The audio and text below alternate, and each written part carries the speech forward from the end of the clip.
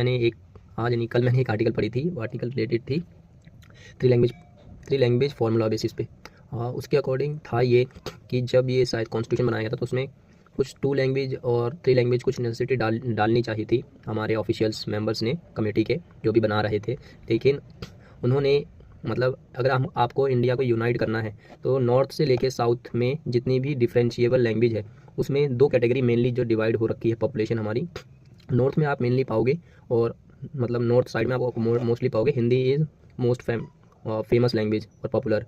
But in south जब भी आप साउथ की तरफ जाओगे तो आपको मतलब थोड़ी सी अलग लैंग्वेज मिलेगी, तमिल, तेलुगु।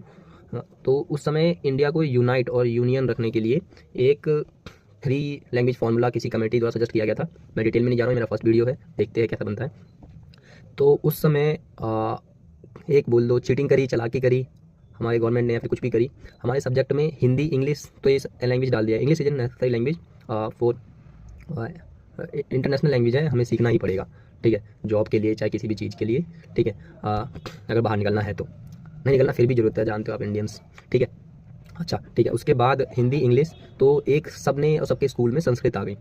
मैक्सिमम बच्चों ने संस्कृत को लिया और संस्कृत को ले लिया। क्यों? ताकि संस्कृत ना एक ईजीएस्ट ऑप्शन के लिए या फिर हिस्ट्री को मेमोराइज करने के लिए, कुछ भी रीजन हो, लेकिन किसी ने भी तमिल या फिर तेलुगु जैसी लैंग्वेज हो, मतलब साउथ की कोई भी पर्टिकुलर लैंग्वेज को नहीं चुना गया।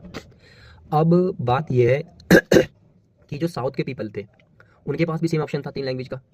तो उन्होंने, अब वो हिंदी क्यों सीखे? तेलुगु उन्हें पहले से आती है, इंग्लिश सीख ले डायरेक्ट, हिंदी सीखने की जरूरत नहीं है। अब जो भी हम इंडियंस हैं जिनको भी हिंदी इनकी मदर टंग है, उनको यहाँ पे हेट रेट होगा, मतलब उनको थोड़ा सा दिक्कत होगी, दर्द होगा कि नहीं हिंदी सीखनी चाहिए उन्हें। लेकिन ये नहीं सोचेंगे वो कि हमें क्यों नहीं सीखनी चाहिए। अगर हमें अगर साउथ के पीपल को हिंदी जरूर सीखनी चाहिए तो हमें भी तो उनकी कोई ना कोई लैंग्वेज जैसे तेलुगु या तमिल कोई ना कोई लैंग्वेज सीखनी चाहिए। तभी तो हम कह सकते हैं कि हाँ हम एक तरीके से भाईचारे में रह रहे हैं या फिर कोई भी मतलब मिल के रह रहे हैं।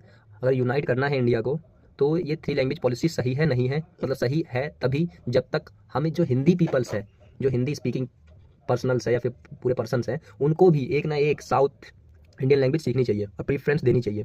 संस्कृत मैं बिलीव करता हूँ बस एक नाम मात्र लैंग्वेज रह गया है अब ना। हाँ हमारे पास्ट में बहुत फेमस था, जो भी था बहुत अच्छी लैंग्वेज है, सब चीज़ चाहिए। लेकिन अगर हम फ्यूचर को देखते हुए कहें तो ये 3 लैंग्वेज फॉर्मूला बिल्कुल अप्लाई करना चाहिए। और जैसे हम साउथ में फोर्स करना चाहते हैं हिंदी लैंग्वेज को ताकि इंडिया यूनाइट रह पाए या फिर आने वाले समय में ये सब हमसे डिसकनेक्ट फील ना करें, तो हमें भी, ताकि हम इनको कनेक्टेड फील करवा सके, हमें इंडियंस को, जो भी हम यूपी, बिहार या फिर जो भी साउथ के आसपास रहते हैं जिनको हिंदी बहुत प्यारी लैंग्वेज हिंदी में बोलते हैं, उनको भी तमिल लैंग्वेज सीखनी चाहिए। तो ये आर्टिकल मुझे बहुत अच्छी लगी थी और मैं आर्टिकल के राइटर का नाम भी भूल गया हूँ, तो सॉरी। नेक्स्ट टाइम से मैं प्रीफर करूँगा कि हर चीज़ क्लियर करूँ। तो that's all, thank you all of you.